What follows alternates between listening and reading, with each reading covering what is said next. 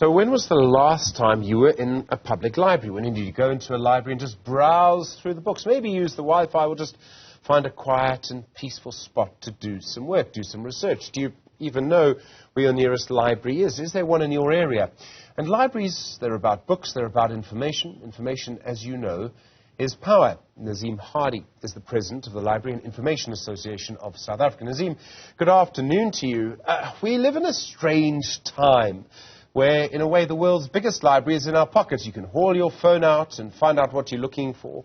What kind of role should libraries be playing in our society where we are at the moment? Good afternoon, Steve, and thank you for having me.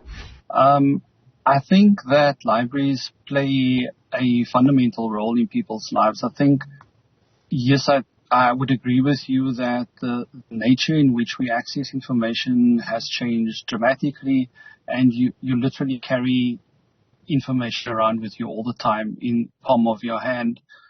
But I think one of the problems we're sitting with is that there is such a proliferation of information, and for most people, it's trying to discern whether information is accurate, whether it is correct, whether what you're sourcing is vetted information. And I think we see that playing out across the world. And I think the library has a very important role to play in finding information that is credible for people to use. I think over and above that, I think the library still plays a very important role in people's recreational lives in terms of accessing books.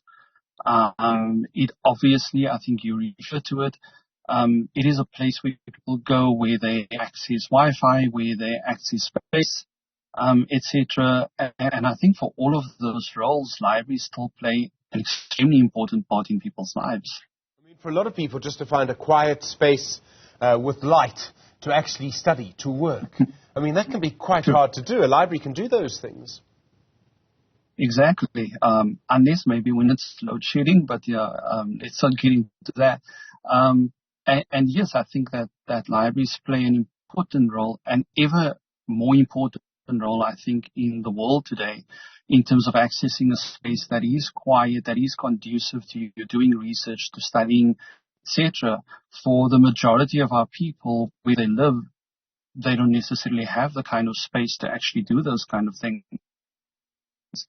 And again, that's where the library comes in, where it steps in and says, here I am, I can provide the space, and come here and actually access the space. I mean, recently I saw the city of Joburg, for example, increasing its hours on a Saturday and a Sunday, specifically for students to actually access the space as exams are nearing. And again, I think highlighting the important role that a library plays, maybe not always what people link to a public library and the role that it plays, but I think more and more becomes an important part of the role that a public library plays. Is there something else about a library, about being in that space, looking on the shelves for something because you're looking for a very specific thing, coming across a book that's actually about something else, and reading that instead, Nazeem, you know, that sort of joy of bumping into something that you didn't actually know about. You wanted to find something about aerospace engineering, but now you're reading about something else entirely. Yeah, and I think that's the beauty of libraries. I think that's the beauty, for example, of reading. The fact that one comes across something and it's not the thing that you're looking for. As a librarian, and I must admit, I mean, I haven't worked in an actual library for quite a while, but I still work with books, and I think the real absolute joy of doing absolutely nothing, browsing through books, maybe looking for something very specific, and coming across something else and being able to access and say, wow, here's actually something that I actually didn't know was in the library, and I can actually pick this up and I can actually read it, I think is the absolute beauty of what a library can actually do. And I think over and above that, the fact that it is free and accessible to people without them having to pay something, I think is an absolute bonus. Even I think if a library provides electronic books or ebooks, I think for me personally, there's still that joy of going to find the next read, dipping into something, seeing if it actually matches the mood that I'm actually in, and actually finding either the thing I was looking for in the first place or finding something else completely different. I think that is still something of value that a public library brings that people can still experience to this day. There are other things to it as well, and I think particularly for children, getting children interested in words, in reading, in ideas, and frankly in knowledge, making sure, Nazeem, that TikTok is something that's actually just for fun, not something that people do because they've got nothing else to do. Those things are really important, aren't they? I mean, getting children into libraries, getting them to realize what the world actually is, how big the world is, how many books, how many topics, how much knowledge there actually is. No, definitely. But I would like to take a step back and say fundamentally, I think a library is also there to instill the joy of reading into children. I think a library is one of the few places where kids can go and actually join a storytelling session. And I think it is such an important part of inculcating a love of books, a love of reading, the love of literacy, and the importance of literacy into kids is to actually be able to listen to someone actually telling a story, telling it in different voices, telling it with different expressions, and actually immersing a child into the joy and wonder of reading. I think it kind of starts there. And I think many of our libraries still do that, even during COVID time, and I think some libraries have continued it, where they do storytelling online, when people actually missed out on that. So I think it kind of starts there. But over and above that, yes, I think as kids grow older, the library can grow with them by providing them different types of information, whether it is reading books, whether it is information that they need for their homework, or just a topic that they're actually interested in. TikTok has its place and social media has its place, but there's a lot of other things to actually learn as well, and I think that's where the library comes in to show. But, you might have seen this on TikTok, but here's actually something that can actually tell you more about it, and not just the 10, 20 seconds that you actually sit there and you're actually thrilled by something on your phone. And again, I think that's what libraries bring into the lives of children, and I think what makes them important. And I think we need to understand that in order to invest in our children, part of that is investing not just in education, but to invest in our libraries. And I think not just public libraries, but I think school libraries as well.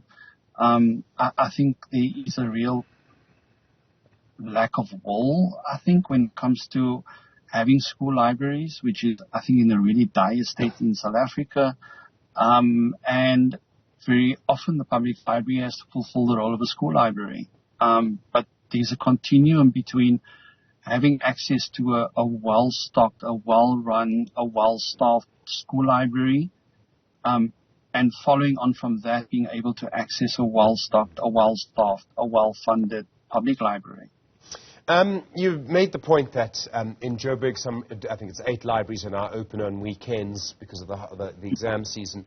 And in conversations around that, the Joburg City Council has said that one of the reasons they're not open on Saturdays at the moment, generally speaking, as a normal policy, is because workers just won't do it. It's all about money. We're not funding our libraries properly, are we? No, we're not. And I think it's not the case everywhere. I think where that kind of sentiment comes to the fore. Certainly, I think in Cape Town, where I work, libraries are open on a Saturday. Yes, there are some libraries that open alternate Saturdays. But again, it ultimately boils down to funding. I think a library is one of the few institutions in the world where staff do so much with so little. And very often, I know staff would dip into their own pockets to do things. And certainly that is not right. We need libraries to be funded adequately. I'm not even asking for libraries to be funded over and above.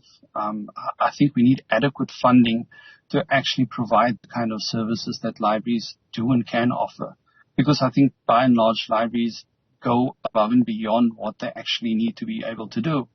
And I think with a little funding that we do have, librarians do amazing things and continue the services. And I think to a large extent, librarianship is a profession. It's not just a profession, but it is for a lot of people a calling.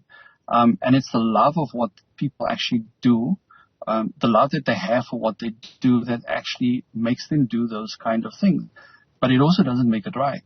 And I think we do need to see commitment to funding libraries to the extent where we can have weekends every week, where we can have enough staff to actually run the kind of services that we actually want to offer the communities that we serve. And I think unless we have that kind of commitment, we will see these kind of things happening. And my wish is that it should never come to that where it happens all over the country. But we also can't have people exploited to do something that they actually really love, but there's nothing to actually fund. A post that is missing, and so you end up having less staff.